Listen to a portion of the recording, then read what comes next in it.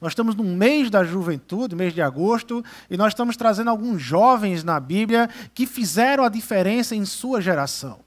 E junto com esses jovens, alguns temas, né? Domingo passado, nós vimos Rebeca. O pastor Paulo falou de Rebeca de uma forma fantástica, maravilhosa palavra. Falou sobre o desafio da gente viver a sensibilidade de Rebeca. Como Rebeca respondeu ao mover de Deus em torno dela, em ir se casar com Isaac, em aceitar ir se casar com Isaac. E foi uma resposta ao mover de Deus, mas uma resposta atenta de uma mulher que estava sensível àquilo que Deus estava respondendo, àquilo que Deus estava fazendo em torno dela. E ela respondeu aquilo por uma sensibilidade que ela tinha com Deus, certamente por uma caminhada que ela tinha com Deus. Nosso personagem hoje é um personagem muito mais conhecido que Rebeca. E por ser muito mais conhecido que Rebeca, o nosso personagem hoje, então, tem suas facilidades de falar e tem suas dificuldades de falar. O nosso personagem de hoje é José. José do Egito. A história de José se encontra lá em Gênesis, a partir do capítulo 37, e vai até o capítulo 50, e é nesse pedaço de narrativa que a gente vai estar caminhando e compartilhando com vocês essa noite. Por ser fácil falar de José, é porque a maioria da igreja é familiarizado com a história de José. José é aquele filho de Jacó. José é aquele que os irmãos o perseguiram, tiveram ciúmes de José, venderam José para o Egito. José é aquele que, quando chega no Egito, ele se torna administrador da casa de Potifar. José é aquele que é tentado pela mulher de Potifar e, por negar essa tentação, é preso na cadeia. José é aquele que interpreta os sonhos, tanto dos sonhos na época em que estava em Canaã, com a sua família, com seus irmãos, como também no Egito. É aquele que tem esse dom especial de interpretações. E eu acredito que essas informações que eu falei povoam sua mente, mais ou menos, talvez a maioria aqui da igreja conheça e tenha essa familiaridade com a história de José. Mas, se por um lado é fácil por causa disso, por outro é difícil. Porque justamente por nós sermos tão familiarizados com os acontecimentos na história, na vida de José, muitas vezes nós perdemos o foco em que lugar está essa história. Em que lugar está colocada essa história. A história de José ela não está desconectada com as Escrituras. A história de José não está desconectada com a história dos pais de Israel, com a história dos patriarcas. A história de José, a narrativa de José, faz parte de uma metanarrativa, de uma grande narrativa, que não começou em José. Começou lá em Gênesis capítulo 12 com Abraão. Então José é uma narrativa que faz parte de uma narrativa maior do que a narrativa de José, que é a promessa que Deus faz a Abraão, que a partir de Abraão as nações seriam abençoadas. A partir da descendência de Abraão, as nações seriam abençoadas. É aí que se encontra a história de José. É aí que se encontra essa narrativa, dentro dessa grande narrativa, de que essa família, lá Abraão, bisavô de José, essa família seria bênção sobre todas as nações. Eles seriam bênçãos sobre todas as nações. E entre facilidades e dificuldades de falar de José, eu quero compartilhar essa noite, olhando para José, o que é integridade. Domingo passado, o pastor Paulo falou sobre sensibilidade, olhando para Rebeca, e esse domingo eu quero falar de integridade, olhando para José. O que é ser íntegro? Qual é o significado de ser íntegro, olhando na narrativa de José? O que é que José nos responde sobre integridade? A palavra integridade quer dizer por inteiro, estar por inteiro. Se trata de algo que se desenvolve por inteiro, não por partes. Íntegro é um adjetivo, é uma qualidade. A ideia de completo, apresentado na sua totalidade, completamente preenchido, é a ideia de ser íntegro. Certamente, se perguntarmos para alguém, você é íntegro? Se alguém perguntar para você, você é íntegro? Certamente a sua resposta, você vai falar de quem? Claro que é de você. É um adjetivo. E certamente a sua resposta vai ser no que você é, no que você faz. Você é íntegro? Sim, eu sou íntegro, eu sou honesto. Eu cumpro com as minhas responsabilidades, as minhas obrigações sociais. Eu cumpro com as minhas responsabilidades familiares. Eu não devo, eu não minto, eu não faço isso, eu não traio, eu sou leal. E se você perceber a resposta em torno da ética e da moral, a resposta das pessoas a essa pergunta, você é íntegro, sempre vai ser eu faço isso, eu sou isso, eu faço aquilo, eu sou isso. Você percebe uma resposta centralizada no eu. Afinal de contas, é um adjetivo. Mas precisamos, por esse tema, integridade, sobre as luzes da palavra de Deus. Porque quando a palavra de Deus ela fala de integridade, a palavra, faz questão de nos conduzir a entender que integridade começa e termina em nossa relação com Deus, com o Criador. Integridade tem mais a ver com Deus do que com eu. Tem mais a ver com Deus, com o Criador, do que com você, meu irmão. Deus, ele é o Criador e, como tal, ele tem chamado a sua criação a uma vida com propósito, a uma vida íntegra ao seu lado. Então, nesse aspecto, o que é ser íntegro? Lembre dessa resposta. Essa frase ela vai continuar em toda a ideia da mensagem hoje. Nesse aspecto, o que é ser íntegro?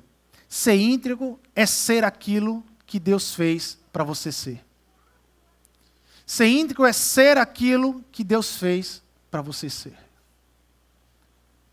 Deus é o Criador de todas as coisas. Deus criou a humanidade.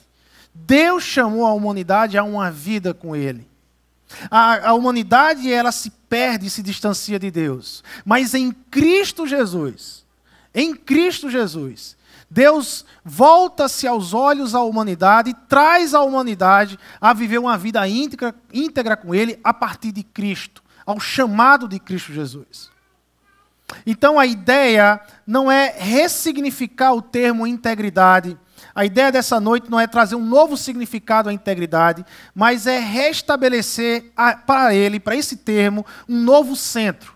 Não mais eu, mas Deus. Não mais eu, mas Deus. Deixe-me fazer uma outra pergunta. Quando Cristo lhe chamou, ou quando Deus lhe chamou em Cristo, Ele chamou você em parte ou por inteiro? Ele quer você em parte ou por inteiro? Essa pergunta ela é chave para abordarmos José e contextualizarmos para os nossos dias. A história de José ela teve um nascedouro e não nasceu quando José nasceu biologicamente. O nascimento de José, ou a história em a qual José está encaixado, nasce em Gênesis 12, no chamado de Abraão. Olha o que o texto diz lá no chamado de Abraão. Então o Senhor disse a Abraão: saia da sua terra, do meio dos seus parentes, da casa de seu pai, e vá para a terra que eu lhe mostrarei. Farei de você um grande povo e o abençoarei. Deus está dizendo a Abraão: Abraão, eu abençoarei você, tornarei famoso o seu nome e você será uma bênção. A resposta de ser abençoado por Deus é ser bênção. A resposta natural de quem é abençoado por Deus é ser bênção na vida do outro. Você será uma bênção, Abraão. E na parte B do verso 3 diz assim: e por meio de você, pelos seus descendentes, por meio de você, Abraão, todos os povos da terra serão abençoados. E aqui então entra a história de José. José ele pertence a este DNA. José pertence a essa família. Abraão é bisavô de José. Ele pertence a esse chamado. A história de José pertence a esse DNA. E também é assim conosco. A nossa história começa não na data da nossa certidão de casamento, mas a nossa história começa há mais ou menos 2000 anos atrás, quando Jesus ele disse o que marcaria nosso nascimento e o que nos tornaria íntegros nele. A nossa história não começa na data que você nasceu, mas a sua história, meu irmão, como igreja do Senhor, como pertencente à igreja do Senhor, como povo de Deus, como chamado por Deus a um propósito, ela começa há 2000 anos atrás, quando Deus manda um grupo de discípulos ficarem juntos e esperarem um poder que era o Espírito Santo de Deus que ia baixar sobre eles, e a partir dali eles seriam testemunhas de Jesus Cristo, seriam testemunhas do Evangelho de Jesus Cristo aqui na terra. Atos, capítulo 1, verso 8 diz: mas receberão poder quando o Espírito Santo descer sobre vocês, então vocês serão minhas testemunhas em Jerusalém, em toda a Judéia e Samaria e até os confins da terra. A nossa história, ela pertence a esse DNA. Nós fomos chamados por Cristo para sermos testemunhas de Cristo, do Evangelho de Cristo, perto da nossa casa, em nossa casa, no vizinho e até onde Deus nos levar. Esse é o nosso DNA. E por que eu estou falando tudo isso? Porque a história de José ela se mistura com a nossa na medida que não negamos o nosso chamado e desafiamos o nosso tempo, a nossa geração, o nosso momento e a vivenciar a missão ou o chamado que Deus tem para nós, que é a missão. Quer ser bênção para todos, quer ser testemunha de Cristo a todos, quer vivenciar o Evangelho, demonstrar o Evangelho em nossas atitudes, em nossa vida e verbalizar esse Evangelho e apresentar esse Evangelho como um caminho de salvação. Então é nesse momento que mesmo em nossa imperfeição, nós nos tornamos íntegros em Cristo Jesus. Preste atenção, meu irmão. Integridade não tem a ver com perfeição.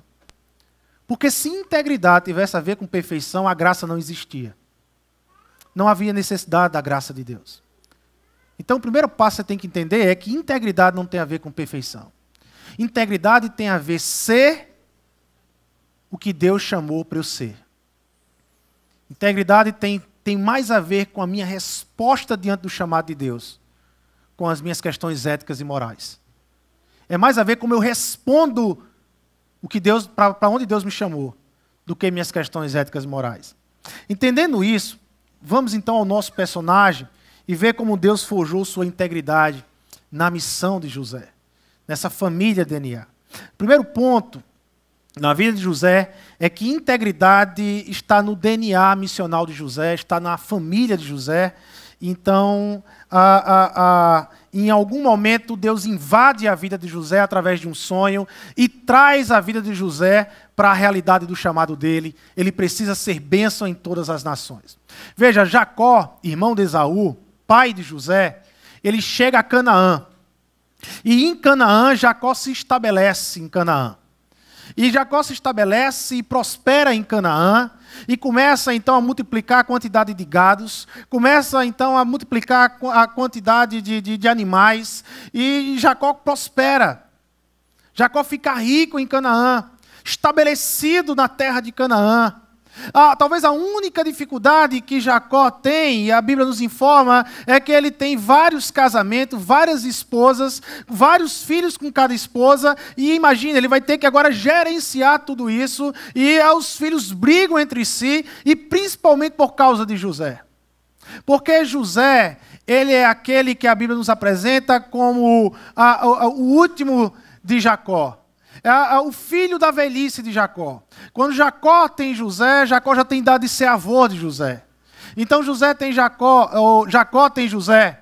E Jacó, ele ama José e ele mima José porque é o filho da velhice. E isso causa despeito dos seus irmãos. Inveja dos seus irmãos. Seus irmãos olham para a forma com que o pai trata José. Os seus irmãos olham para a forma como que o pai abençoa José, então causa uma inveja dentro do coração desses irmãos. E José é aquele jovem mimado pelo pai. Ele é um jovem arrogante nas suas interpretações. Quando ele vai interpretar seus sonhos, ele não faz consideração aos seus irmãos mais velhos, ao respeito dos seus pais, e ele simplesmente interpreta e se coloca como acima de todos. Típico de um jovem, de um adolescente. Nem jovem na cultura hebraica José era, tinha 17 anos de idade, quando a história começa a contar a narrativa de José. E José então é esse menino. E José ele é vendido pelos irmãos. Os irmãos ficam com inveja de José e tramam a morte de José. Só que Rúben, um dos irmãos de José, diz, olha, não colocamos a mão no sangue de José. Afinal de contas, ele é o nosso irmão. Nós não vamos matar José. Então os irmãos veem uma caravana de ismaelitas, de vendedores daquela época, e eles veem essa caravana vindo e eles dizem assim, então vamos vender José para essa caravana. E eles vendem José para essa caravana, e José então vai como escravo para essa caravana ser vendido no Egito, porque todas as caravanas, todos os caminhos comerciais da Mesopotâmia ia para o Egito, era o grande centro comercial daquela época, né, a grande civilização daquela época, e José então ele vai para o Egito, os irmãos pegam a roupa de José, melam num sangue de animal, entregam para Jacó, o pai, e diz, olha Jacó, está aqui, essa túnica é do teu filho, Jacó é de José, pois então um animal selvagem o matou, está aqui melada de sangue, e Jacó então chora, passa pelo luto, pela dor de perder o seu filho querido, o seu filho do coração. Essa história que está aqui, ao chegar do 37 ao 39. E então José chega no Egito e no capítulo 39 de Gênesis diz que José então é vendido a um homem chamado Potifar, que ele é capitão da guarda de Faraó. E aqui estamos no capítulo 39.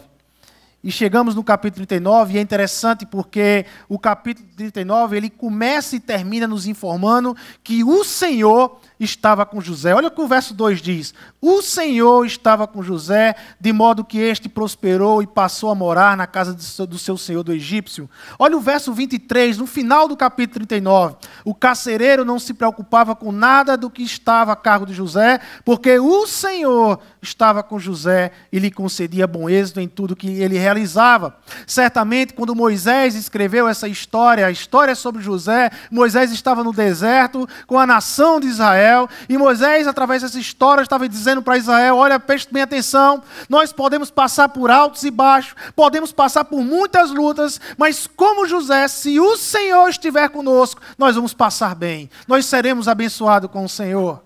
Essa era a intenção de Moisés quando ele registra essa história, para que aquele povo no deserto pudesse ler essa história e se inspirar, e se encorajar, e poder dizer, o Deus de José também é o nosso Deus.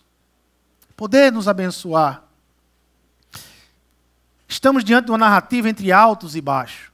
Há momentos que José está aqui, há momentos que José está aqui, há momentos que José está aqui, há outros momentos que José está aqui.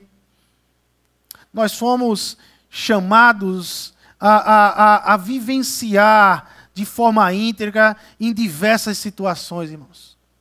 Como José, nós fomos chamados a vivenciar de forma integral, por inteiro com Deus, nas mais diversas situações.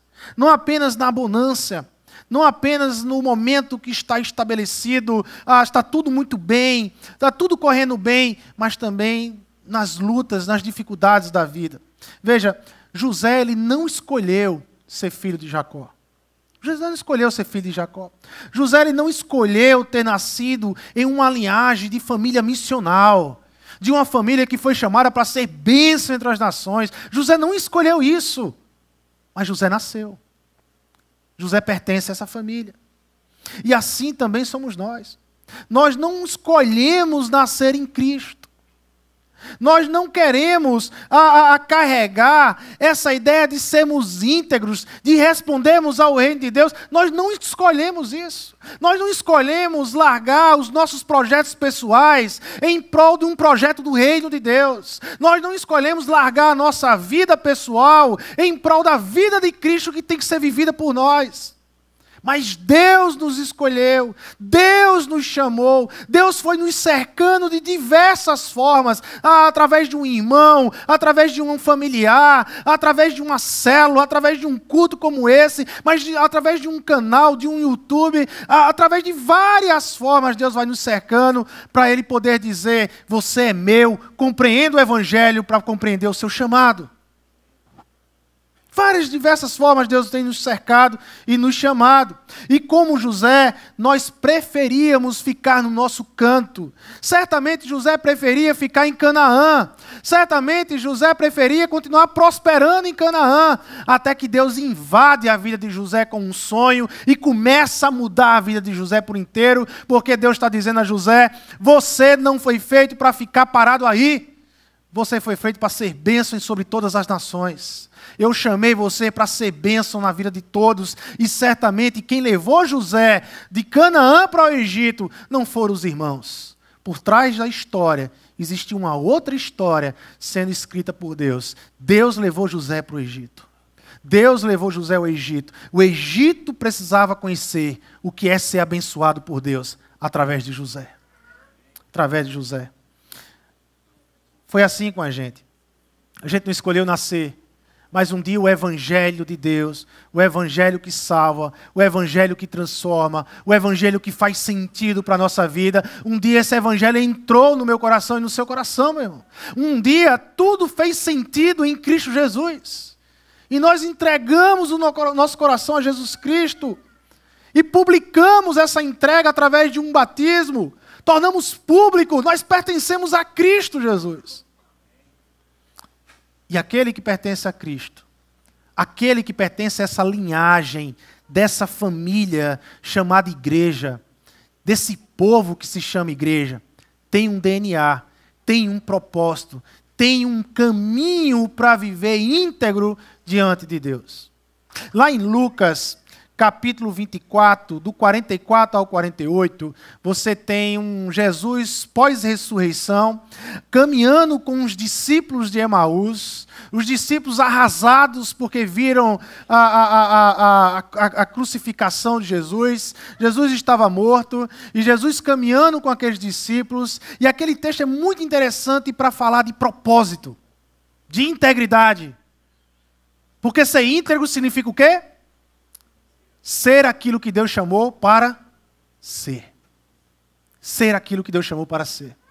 Olha o que o texto nos diz. E disse-lhes: foi isso que eu lhes falei enquanto ainda estava com vocês. Era necessário que se cumprisse tudo o que a meu respeito estava escrito na lei de Moisés, nos profetas e nos salmos. Jesus está falando o seguinte: olha, essa é a grande mensagem do Antigo Testamento. Tudo o que estava escrito a meu respeito foi necessário para que se cumprisse. E a Bíblia diz, então, assim, lhes abriu o entendimento para que pudessem compreender as Escrituras. Eles agora compreenderam as Escrituras. E quando eles compreenderam as Escrituras, olha o que a Bíblia diz. E lhes disse, está escrito que o Cristo haveria de sofrer e ressuscitar dos mortos no terceiro dia. Primeiro entendimento, primeira compreensão que eles tiveram foi messiânica. Esse Jesus que morreu na cruz é o Cristo, é o ungido de Deus que o Antigo Testamento prometia. É Ele. Ele é o Messias. Ele é o enviado de Deus para nos salvar. A primeira compreensão da igreja, desses discípulos, messiânica: eu sei quem Jesus é. Eu conheço Cristo. Eu sei o que falavam as profecias. E agora eu sei quem Ele é. Ele é o Messias de Deus. É o Salvador. Mas olha a segunda compreensão. E que em seu nome seria pregado o arrependimento para perdão de pecados a todas as nações, começando por Jerusalém. Vocês então serão testemunha dessas coisas. Meus irmãos, a integridade na vida da igreja está em uma proposta messiânica e missional. A primeira é reconhecer quem é Jesus, mas a segunda é pregar sobre Jesus. É anunciar o Evangelho. É ser o Evangelho e anunciar o Evangelho. É lógico que, enquanto a missão bate na porta de José, ele enfrenta os desafios de vivenciar essa missão de forma íntegra. A mulher de Potifar, então, ela foi uma tentação para José. Ela tirou todos os criados da casa, preparou o momento, o ambiente, e disse: José, agora se deita comigo. E José respondeu a ela não, porque José, na verdade, não estava respondendo a ela, mas José estava respondendo a Deus. Não. A resposta de José foi a Deus e não a homens. E mais um detalhe aqui. Integridade não tem a ver com uma vida sem conflitos e sem derrotas. Não caia nessa teologia da vitória. Não caia na ideia da agora é só vitória. Meu irmão, que teologia triste, diabólica, antibíblica essa teologia da vitória. Teologia da prosperidade. Vem para Cristo que todas as coisas vão agora melhorar. Sua parte financeira, tudo. O que é que você está passando? Ah, vai melhorar. Não, não é assim. Não é assim. Você não vem para Cristo para se dar bem, você vem para Cristo para fazer o bem. É diferente a caminhada com Cristo. Você vem para Cristo para ser bênção na vida do outro. O que vier para você, você agradece a Deus. Mas o chamado é ser bênção. O chamado é abençoar o outro. O chamado é anunciar o evangelho. Esse é o propósito do chamado. Se financeiramente, se as coisas vão acontecer, amém. E se não acontecer, amém. E continua anunciando o evangelho. Porque esse é o propósito do seu chamado. A igreja foi chamada para isso. Para responder a isso. E integridade não tem a ver com a vida sem conflitos. Imagina, humanamente falando, José ele foi íntegro. Ele decidiu não pecar. Não tinha ninguém na casa, só ele e a esposa de Potifar, mas ele decidiu não pecar. Ele decidiu responder bem a Deus. E o que é que José ganhou? Cadeia. Ela inventa uma história de que José quer violentar ele. Potifar, o marido, logicamente, crê na esposa e manda José para a cadeia. Manda José para a cadeia. E é por isso que Gênesis 39, ele termina dizendo o quê? Porque o Senhor estava com José e lhe concedia bom êxito em tudo o que realizava. Sabe por que o autor, Moisés, ele faz questão de mostrar isso no final do capítulo? Porque a sentença para quem quer violentar uma mulher naquela época era morte. Era morte. E quando eles estão lendo a história de José, ouvindo a história de José, eles esperavam então agora Potifar mandar José para a morte. Agora ele não escapa. Agora é morte na certa. Porque a sentença deve ser morte. E de repente eles escutam a história dizer que Potifar mandou José ser preso e não matar. Ou seja, Deus está com ele, movendo, preservando José. E aí José, ele se torna então esse administrador da casa e ele é preso por causa dessa falsidade e ele chega na cadeia e lá na cadeia, a partir do capítulo 40 até o capítulo 45, José conhece duas pessoas, o padeiro do faraó e o copeiro do faraó. Alguma coisa eles fizeram, estavam na cadeia com José. O padeiro e o copeiro também têm um sonho. E José interpreta os sonhos, porque lembra, José tem um dom de interpretar o sonho. E José interpreta o sonho deles, e da forma que José interpreta, acontece. O copeiro volta ao serviço real e o padeiro é enforcado, é morto. Foi assim que José interpretou. Então o faraó tem um sonho. E aí vocês lembram do sonho do faraó? Vocês são familiarizados com essa história. O faraó tem um sonho. E o faraó sonha com 7 vacas gordas e 7 vacas magras. Com 7 espigas cheias e 7 espigas secas. E o faraó pede para todo o reino de inteligência que tiver no Egito interpretar esse sonho, mas ninguém consegue interpretar esse sonho. Aí o copeiro lembra de José, que interpretou o sonho dele na cadeia. E diz assim a Faraó, Faraó, tem um hebreu na cadeia, que interpreta sonho, e da forma que ele interpretou aconteceu. Faraó manda chamar José, José interpreta os sonhos. Isso quer dizer, Faraó, que esses 7 dias de vacas gordas são 7 dias de fartura, mas esses 7 dias de vaca magra, 7 dias de sequidão, de deserto sobre o Egito. E Faraó, então, ele olha para toda a corte e diz, quem pode ser mais inteligente e mais propício para administrar o Egito do que esse hebreu que consegue interpretar o meu sonho?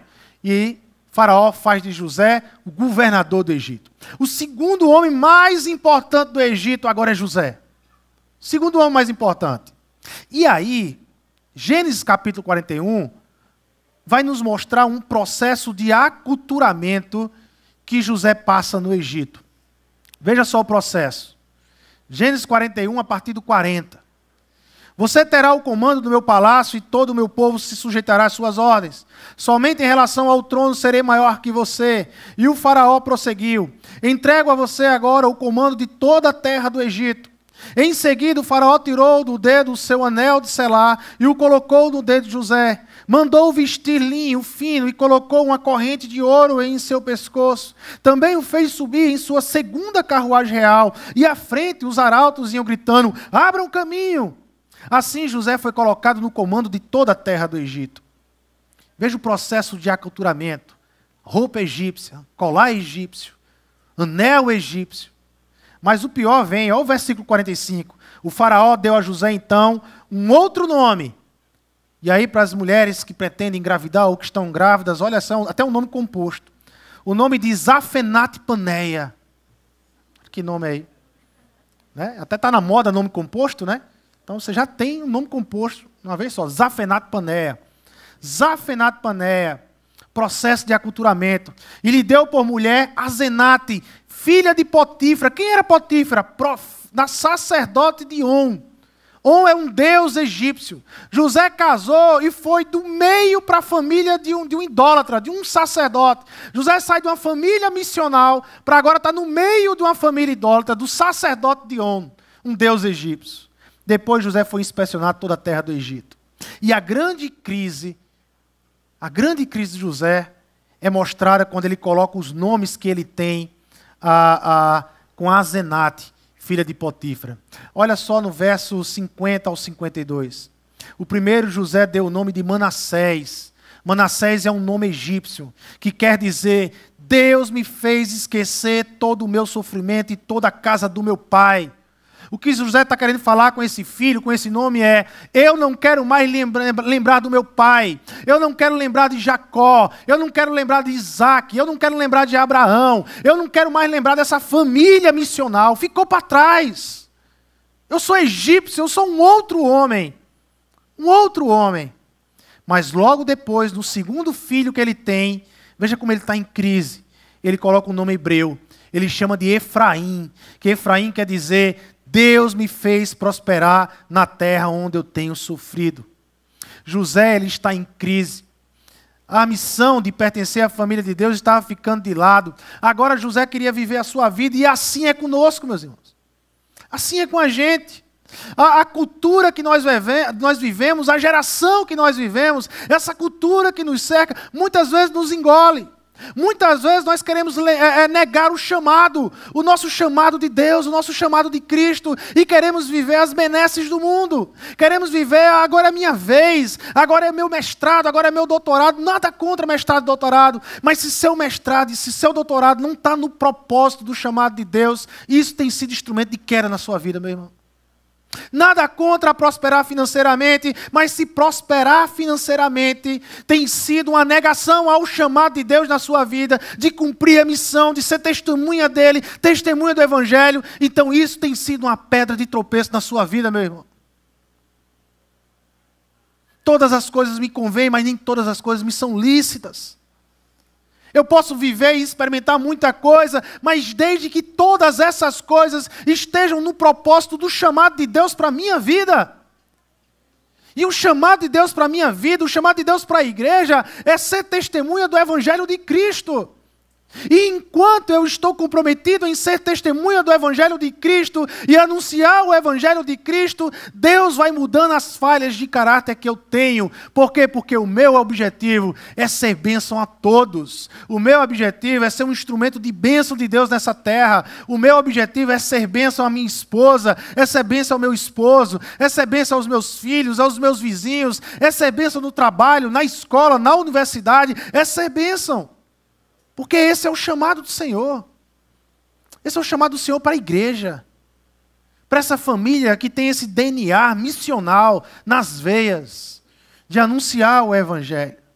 Não permita que as pressões do nosso tempo, sexualidade, financeira, criação de filhos, namoro, estudos, questões financeiras, não permita que essas pressões, porque existem, é real, mas não permita que essas pressões lhe tirem do chamado de Deus da sua vida, daquilo que Deus chamou para você ser. Deus tem nos chamado a sermos igreja dele.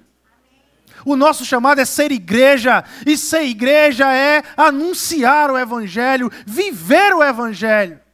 As pressões sempre vão existir, independente das gerações, independente dos tempos, sempre nós vamos ser pressionados. José foi pressionado há não sei quantos mil anos atrás, nós somos pressionados nessa geração, mas na mesma forma que José foi chamado a responder o chamado dele nessa família, nós somos chamados a responder o nosso chamado nessa família chamada Igreja do Senhor.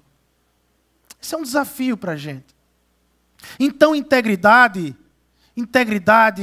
não tem a ver com perfeição. Integridade tem a ver o quanto eu estou envolvido no chamado de Deus para a minha vida.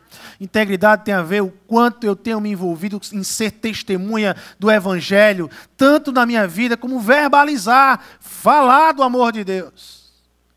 Como eu disse na primeira mensagem, quando nós falamos de Timóteo, parece que essa ideia de que morrer sem Cristo vai para o inferno, parece que essa ideia não existe mais nas igrejas.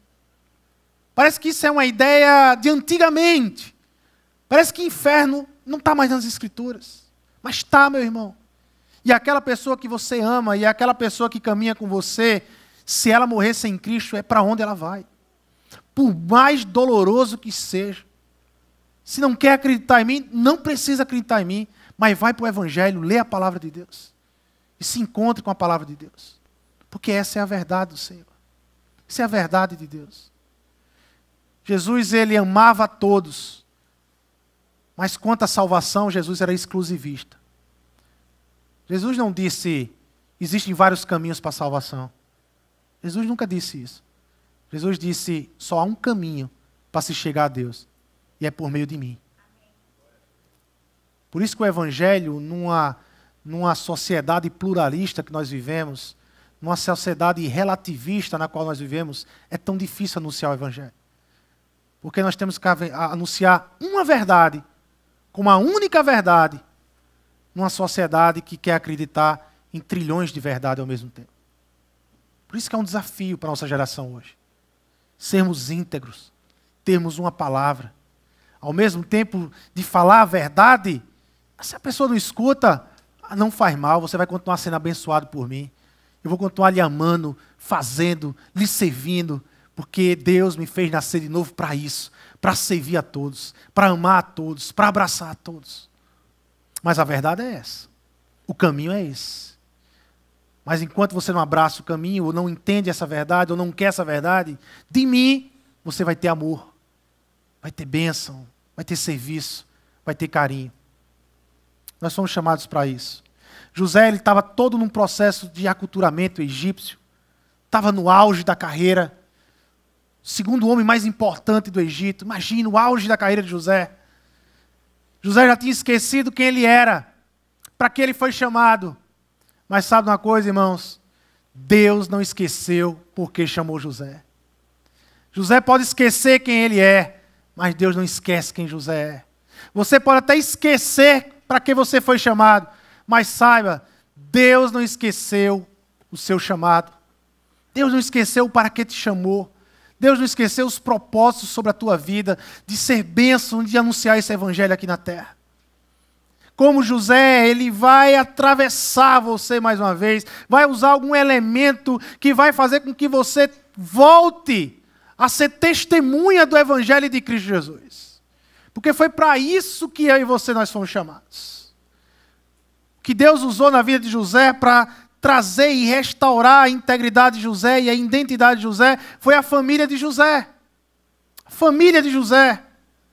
Deus decide usar a família, capítulo 42 de Gênesis, verso 8 e 9, marca esse primeiro encontro de José com os seus irmãos. José reconheceu os seus irmãos, mas eles não o reconheceram. Lembrou-se então de quê, irmãos? Lembrou-se então dos sonhos que tivera a respeito deles, e lhes disse, vocês são espiões, vieram para ver onde a nossa terra está desprotegida. José lembrou dos sonhos. Deus leva a família. José olha os irmãos logicamente não compreenderam, não reconheceram José, porque José estava com a cara de um egípcio, uma roupa de um egípcio, uma fala de um egípcio, era um jeito de andar de um egípcio, e de repente José está lá, os irmãos não conhecem, mas José conhece, porque quem Deus está querendo usar é José, e José conhece, e assim que José os reconhece, José lembra dos sonhos, da forma como Deus invadiu a vida dele e mudou a vida dele para sempre. A vida de José, depois que ele começou a sonhar, nunca mais foi a mesma. Nunca mais foi a mesma. Meus irmãos, quais são os sonhos que você tem tido? Quais são os sonhos que você tem tido no reino de Deus? Será que você tem sonhado os sonhos de Deus? Ou será que você tem sido tomado pelos sonhos do Senhor? O sonho de Deus é um povo para Ele. O sonho de Deus é pegar aquele que é pecador e não o reconhece como Criador e fazer com que ele reconheça como Criador. O sonho de Deus é uma comunidade que represente a Trindade aqui na terra. Uma Trindade do Pai, do Filho e do Espírito Santo que se relacionam em amor, em respeito. O sonho de Deus é que aqui na terra gere essa comunidade que se relaciona em amor, em respeito, em honra um pelo outro.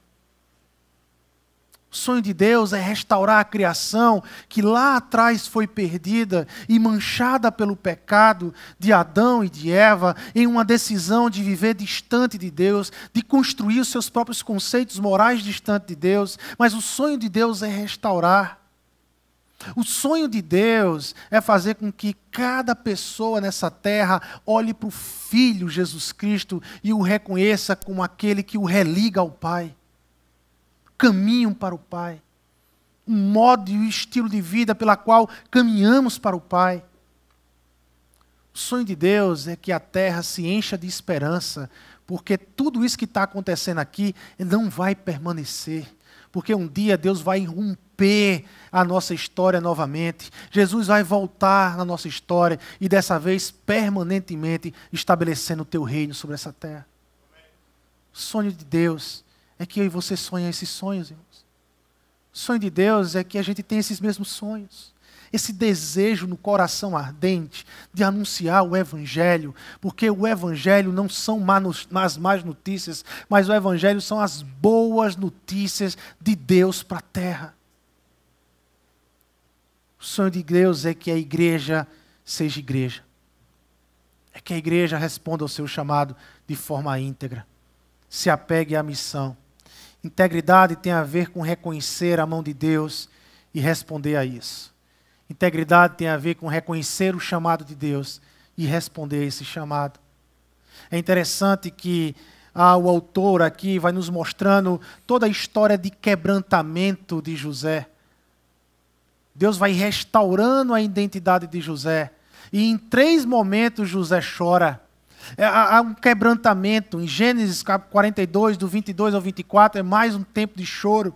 Gênesis 43, do 29 e 30, é mais um choro. Gênesis 45, 1 e 2, é mais um choro. São encontros, e a cada encontro que José tem com a família dele, ele chora. Ele rasga o coração. Porque ele sabe, no fundo, quem o está chamando.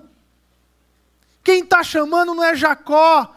José sabia e ele vinha sentindo a cada momento, porque quem está me chamando é Deus, é o Senhor. Ele tem uma história comigo, eu não quero ter uma história com ele, mas ele quer ter uma história comigo, e Deus tem mais força do que eu. E José está chorando, até ele se entregar a esse Deus e dizer: é dessa família que eu pertenço, é essa família que eu tenho que ir, a essa família que eu tenho que me envolver. E aqui havia uma dívida de perdão entre José e os irmãos. Havia uma dívida de perdão entre os irmãos e Jacó, o pai. Havia uma história de dívida de perdão. E para José continuar a missão, a responder o chamado de Deus para a vida dele, ele precisava perdoar. É preciso perdoar para missionar nessa terra. Olha, meus irmãos, eu não conheço um elemento que mais nos caracterize como cristão do que perdoar, do que o perdão. Se hoje eu e você estamos aqui, cultuando a Deus, adorando o Senhor, é porque Deus decidiu nos perdoar. Eu não conheço. Da mesma forma, eu não conheço elemento que mais não nos caracterize como cristão do que uma pessoa de coração duro que não quer perdoar.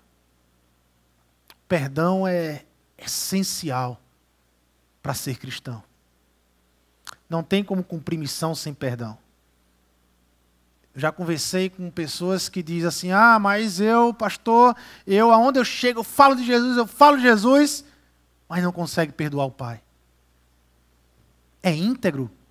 Não. Não está íntegro. Não está inteira na missão. Porque missionar significa perdoar também. Missionar é olhar para quem lhe faz mal, é olhar para o perdido com um olhar de perdão. é verbalizar perdão, porque o Evangelho é disso. O Evangelho fala isso, de perdão. Quando eu falo do Evangelho, eu estou falando de perdão. E aqui para concluir, irmãos, esse processo de restauração de José. José ele viveu um processo entre seu chamado e os desafios deste chamado, a vivenciar a integridade na dependência de Deus. Chamada à missão é chamada a uma vida íntegra. Acredito que não é diferente em nossos dias. Se renunciarmos à missão, será que somos íntegros? Se não estamos desenvolvendo a missão com Deus, pelaquilo que Deus chamou a igreja a viver em missão nessa terra, será que a gente pode dizer que é íntegro? Será que a gente pode dizer que estamos por inteiro com Deus? Se nem o chamado, nem a grande comissão, a ordem, vão e façam discípulos, se eu não estou envolvido nisso, eu sou íntegro diante de Deus? Ah, mas eu sou uma boa pessoa. Ah, eu pago. Ah, eu não minto. Ah, eu sou honesto. Ah, beleza. Mas você está na missão. Se você não está, você não é íntegro diante de Deus. Se você não está assim envolvido na missão, você não é íntegro diante de Deus. Quantos pais abandonam os filhos? Quando a responsabilidade dos pais é discipular os filhos. Quantos pais terceirizam o evangelismo dos filhos? Uma responsabilidade do pai é evangelizar e é apresentar o evangelho aos filhos. Quantas pessoas querem viver um evangelho de domingo a domingo, vir para um ambiente como esse, com um ar-condicionado, com cadeira, com um cafezinho depois, uma boa conversa, e daqui sair e de segunda a sábado esquecer de Deus e só voltar a lembrar de Deus no próximo domingo? Quantas pessoas passam a semana longe do seu chamado, longe daquilo que Deus o chamou para ser, para só no domingo reaparecer? Está na hora de nós sermos íntegros, irmãos.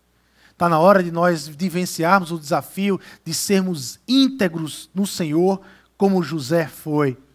Veja, capítulo 50. José finalmente ele entende o seu chamado. Olha o que ele diz.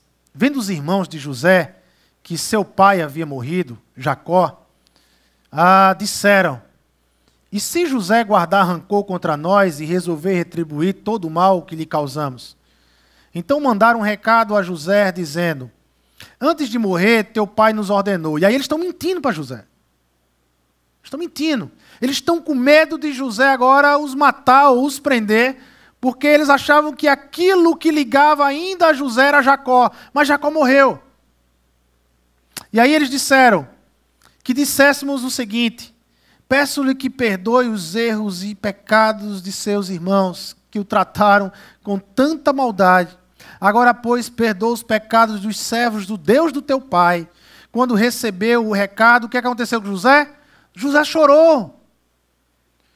José chorou porque José sabia que era mentira.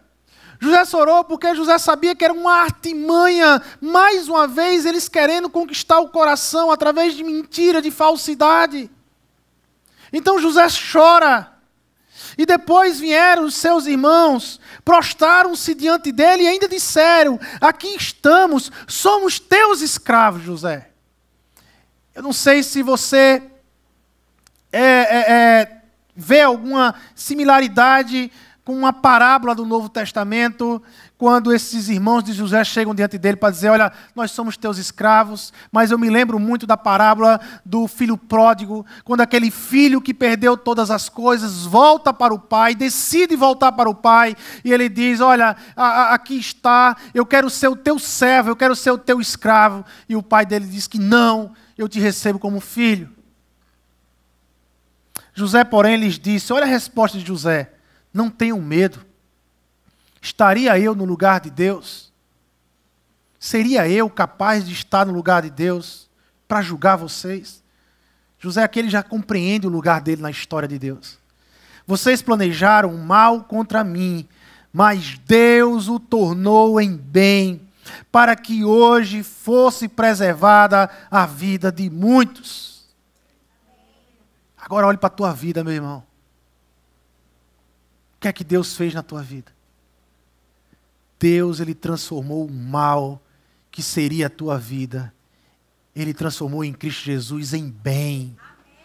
Para que em você muitas vidas fossem preservadas, abençoadas através de você. Deus quer usar a sua vida. Deus quer usar a sua vida de forma íntegra, meu irmão. Entregue-se a Ele. Rende-se a Ele. Pare de lutar com Deus e vá viver a missão que Deus lhe chamou para viver. Quebranta o teu coração. Faz como José, chora diante do Senhor. Quebranta o teu coração. Para terminar, olhando para José, o que é ser íntegro? O que é ser íntegro olhando para José?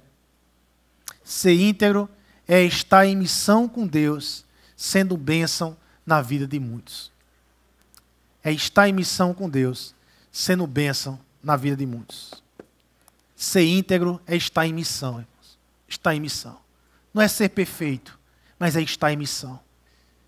E na maneira, a forma como nós vamos nos comprometer com a missão de Deus. Essa missão, esse caminho, essa missão, essa forma de viver o tempo todo sendo testemunha do Evangelho, essa missão vai transformar a nossa ética, vai transformar a nossa moral, e nós vamos ter uma experiência de integridade como um todo. Mas tem que estar na missão, tem que estar envolvido com o chamado de Deus. Amém? Que a semana venha a ser uma semana de desafio na minha vida e na sua vida, meu irmão. De sermos íntegros, de amanhecermos na segunda e já pedirmos a Deus, Deus, nos sustenta, me dê forças de, através de mim, apresentar o Teu Evangelho. Que as pessoas possam olhar para a minha vida e não enxergar a mim, mas os frutos que vêm do Teu Espírito. As manifestações dos frutos que vêm do Teu Espírito. Amém? Vamos orar e agradecer a Deus. Senhor Deus e Pai, nós queremos Te agradecer por essa noite. Obrigado pelos louvores, Senhor, pelo tempo de dízimos e ofertas, por tudo que nós já vivemos aqui, e obrigado pela Tua palavra, Senhor. Nós somos gratos pela vida de José, um homem que lutou contra os sonhos do Senhor, um homem que tentou viver um outro estilo de vida que não eram os teus sonhos, mas o Senhor, é o Senhor que tinha sonhos para José. Não era José que tinha sonhos com o Senhor. Era o Senhor. Foi o Senhor que chamou José. Foi o Senhor que permitiu que José nascesse nessa família missional. Fazer parte de uma família que, apesar das lutas e dificuldades, se tornaria bênção para todas as nações. Deus, não fomos nós que escolhemos estar aqui. Foi o Senhor. Um dia nós tivemos a experiência de nascer de novo. De pertencer ao Senhor. O Evangelho se fez sentido em nós. Compreendemos tão bem e entendemos o chamado. Ser testemunha a todos. Testemunha do amor do Senhor. Testemunha dos ensinos de Jesus. Testemunha daquilo que o Senhor fez na cruz do Calvário. Testemunha da ressurreição ao terceiro dia, da vitória da vida e não da morte. Deus, muito obrigado por isso, por nos fazermos testemunha. Obrigado porque o Senhor tornou aquilo que era mal, a minha vida, a vida do meu irmão, o Senhor o tornou em bem, para a preservação da vida de muitos, Senhor, da vida de muitos. Fazer parte do teu projeto, fazer parte dos teus sonhos, é um privilégio que nós temos. Nos ajuda a sermos íntegros, Senhor. Íntegros. Nos ajuda durante a semana a não negarmos o Teu Evangelho para ninguém. A começar pela nossa casa. Pelo nosso casamento, pelos nossos filhos. Com o nosso vizinho. Com aqueles que nos cercam no trabalho. Que a gente não venha negar o Teu Evangelho. Porque é um privilégio, Senhor. Privilégio de estarmos pertencentes nessa obra do Senhor. Que o amor de Deus, o Pai, Que a graça do Senhor Jesus Cristo, que a comunhão e a consolação que vem do Espírito Santo do Senhor nos acompanhe durante toda a semana. Nos dê ousadia de sermos íntegros no Senhor. É em teu nome, Jesus, que eu oro e te agradeço. Amém.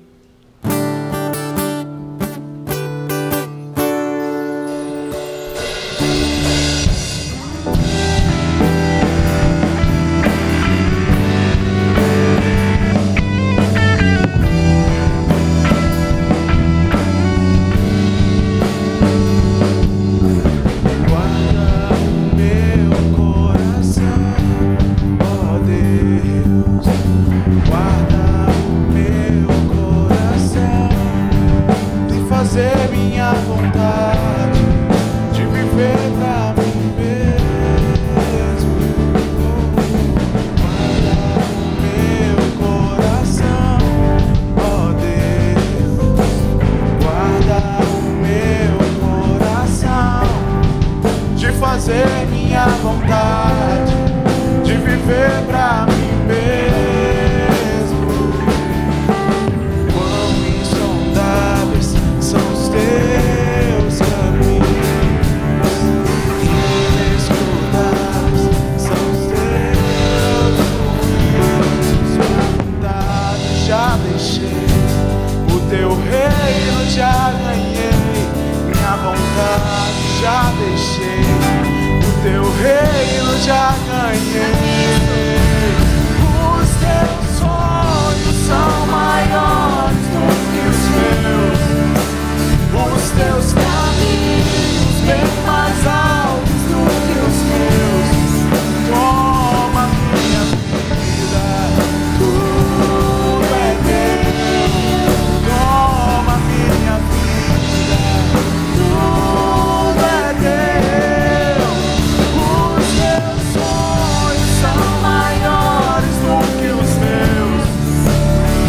Teus caminhos bem mais altos do que os meus. Toma minha vida, tudo é teu. Toma minha vida, tudo é teu. Tudo é pra Ele, por meio dele são todas as coisas. Vamos cantar que venha o reino do Senhor e que faça a vontade dele em nossas vidas.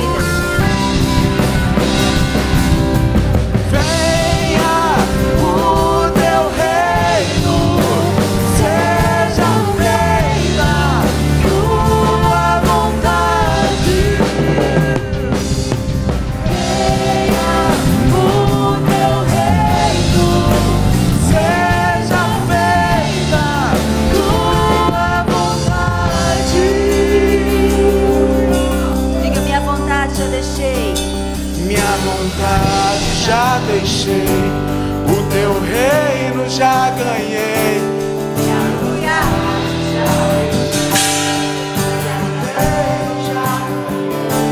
Minha vontade já deixei, o teu reino já ganhei. Minha vontade já deixei.